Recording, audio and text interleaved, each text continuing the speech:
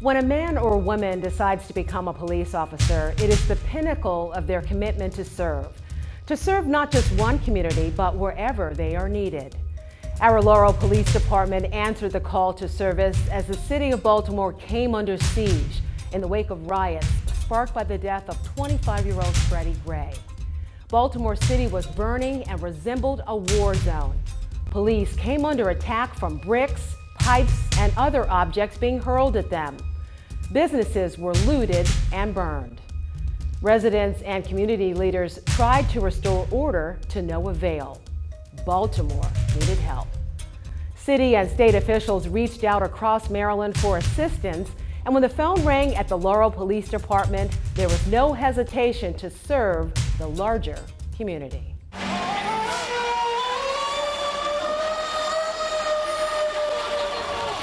Chief McLaughlin initially got the phone call from MEMA asking for assets. He had already kind of advised them of manpower and equipment that he would have available. And then after he got the call, I think it was around like 10:30 in the morning, he gave me a call letting me know that we were being activated and what vehicles we were going to be taking down, and we were going to start with 10 officers. It was an unfortunate situation to be responding to, but you know, kind of that's the police mentality that you had plenty of people willing to help. So we were happy to be able to assist because we knew it was needed.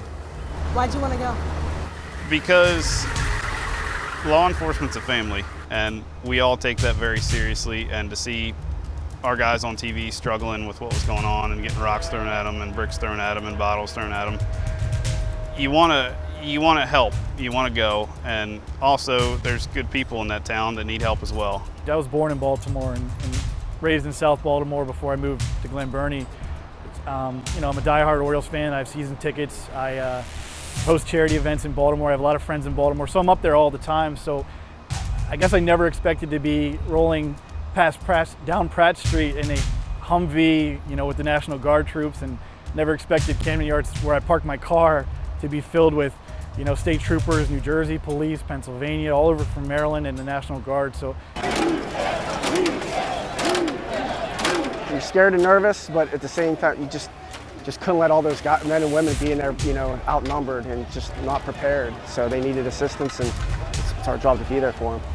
I don't think anybody ever expects to get a call like this or even really wants to get a call like this, but as soon as you do, like I said, this is what we do. We got assigned with 10 officers from Greenbelt Police Department who we train with fairly regularly, and I think it was 20 additional officers from Hagersdown Police Department. And we got moved to the Baltimore City Hall. Kind of got everything. You know, there was definitely a heated situation, you know, understandably in a lot of regards. One citizen would come up and thank us for being there, thank us for the presence, you know, recognize that we were kind of out of town police, and be very appreciative. And, you know, the next citizen to come by might, you know, yell something kind of hateful or whatever. And, you know, you got a little bit of everything. Definitely makes you nervous. It's very unpredictable what's going to happen. You just got to stay focused, and you're just watching each other's backs, and just I guess a lot of it was a waiting game, making sure nothing happened, and luckily most of the time nothing did happen. But yeah, that Tuesday night that was Pennsylvania North was definitely the most tense or most I would say dramatic that we saw. We had been staged 2 blocks from Pennsylvania North because we have an armored vehicle. And they didn't initially want to bring the armored vehicles down onto the street, and then once bottles and rocks and some stuff were being thrown at the police lines, they called. People throwing a lot of debris in the roadway, so we had to kind of swerve around that, and you know, you see them kind of flipping you off, throwing things at you, and it's definitely a little odd for me, you know, being in a community of Laurel. Everybody's pretty supportive of the police, and we don't really have a lot of issues, so it's definitely a change for me personally. It was kind of a 50-year call for some police officers. It's not something that police officers expect to see often, so it was interesting to say the least. The most tense moment for me was Friday night clearing the lawn for City Hall. We were the front row. We were the guys with the riot shields and the batons, and we were all in a row, and it was our job to push everybody off the field. And being the front of the line, you saw, I mean, you were nose to nose with the guy that didn't want to leave. So that was the most intense, for sure. we realized there's a group of protesters that were going to refuse to move for the curfew. And we just realized at that point, a lot of times we were just there, just on standby and just assistance. But at that time, we were going to be in our riot gear, going to be lining up and moving forward at City Hall. So, at that point, it's like, wow, we're going to be in the thick of things. The best part about it was kind of the way the whole, Baltimore, Washington metropolitan area kind of came together in emergency services kind of sense. Whether it was EMS or fire or, volunteers as far as like food and water for officers, the National Guard, all that stuff. I mean, there was, you kind of hear egos a little bit sometimes in police work or jurisdiction stuff, but it was just, people coming from us. We met people from Ohio, we met people from New Jersey officer-wise, and they're, SWAT team guys who were volunteering to carry cases of water just to kind of be able to help. So, that part was a little impressive, kind of seeing the response to an area that was in a big crisis. The main thing that I took from Baltimore was the amount of respect the people there had for us.